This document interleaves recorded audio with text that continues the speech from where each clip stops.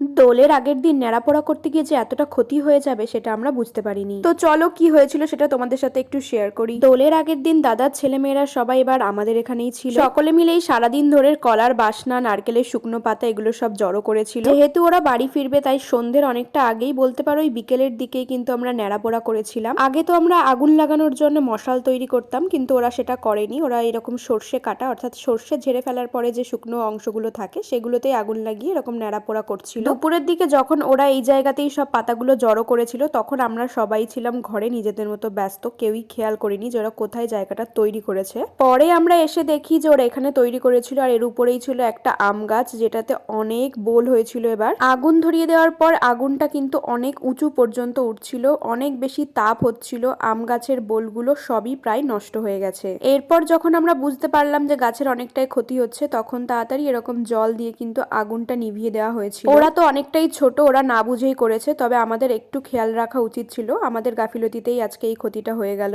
যাই হোক, তোমরা কারা কারা ন্যাড়াপোড়া করো দোলের আগের দিন সেটা কমেন্ট করে অবশ্যই জানিও। এরকম আগুনের কোনো কাজ করতে হলে অনেকটা বেশি সাবধানতা অবলম্বন করো। তো ভিডিওটা এখানেই শেষ করছি, বাই।